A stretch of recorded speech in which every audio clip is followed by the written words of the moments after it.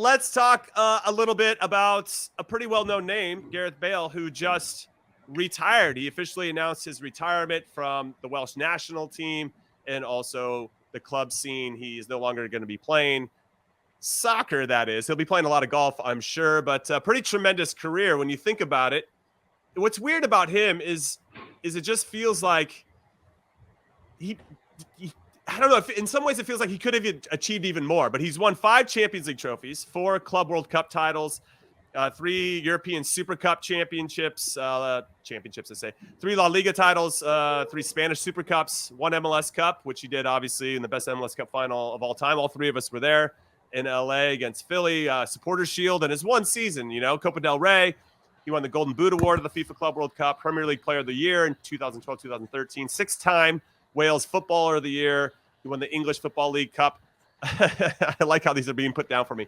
English Football League Cup in 2008, which is the Spurs' last significant trophy. Let's just talk about Gareth Bale. Let's give him his flowers here, Chuck.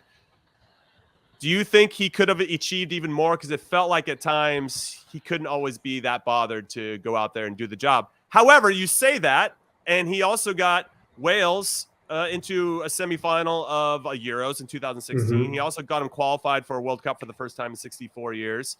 So then all the stats and everything he's accomplished seem to counter him not necessarily always being that interested, which I find him to be a bit of a conundrum as a player. But, man, when he's on, there's just no stopping that guy. No, you give him all the credit in the world. He fulfilled his potential. I mean, look at all the records and the goals and the assists and the chances he created, playing left back all the way up, moving up the field just because he's that gifted athletically and physically. So, I mean, you could tell at the end that his body wasn't where it needed to be, right? I mean, we watched him play in MLS. We watched him play in the World Cup, and he just didn't have the burst that we're used to seeing from him. He didn't have – his body was not where it used to be. And you could just tell that he was ready for the next chapter. So, I mean, from that standpoint, Wales, what he did for his country, for Wales, I mean, just he deserves a standing ovation, straight up. And maybe scored the most clutch goal and one of the biggest goals in Champions League final history with that bicycle against Liverpool, Heath, and obviously got a gift from Loris Karius for his second in that game. But he did have a clutch gene that I don't think a lot of players had. And obviously it showed itself once again in his last ever professional game in LAFC's big win in the final against Philly. Yeah, I mean, for me, I think the reason that we give him a hard time is because he, even though you look at his stats, the amount of goals that he scored when he was playing in Champions League, playing in the domestic league, the trophies that he's won, all those things are peak.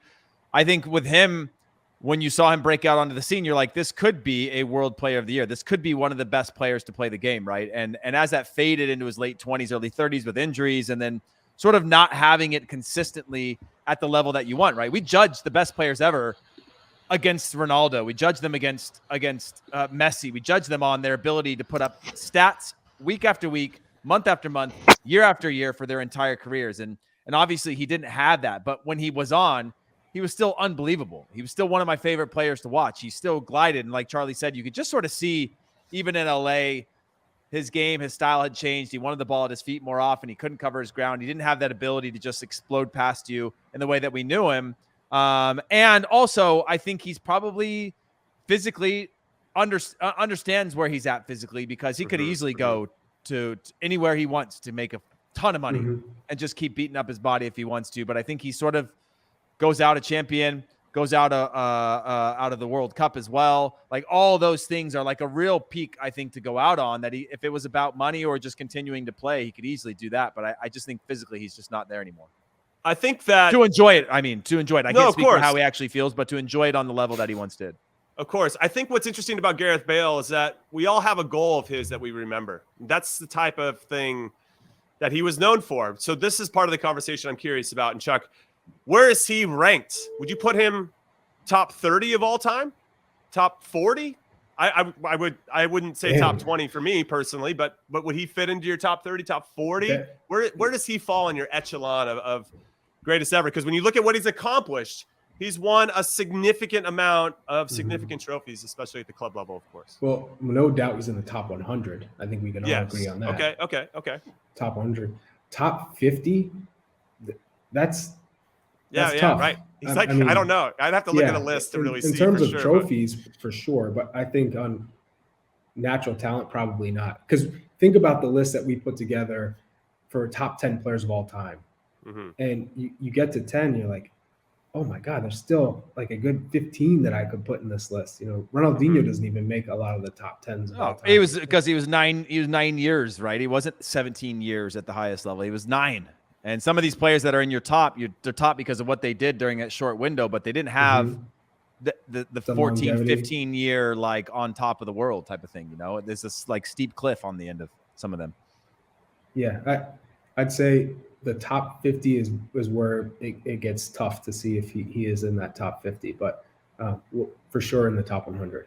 Top 100, yeah, I think he's in that conversation. What about you, Heath? What do you think?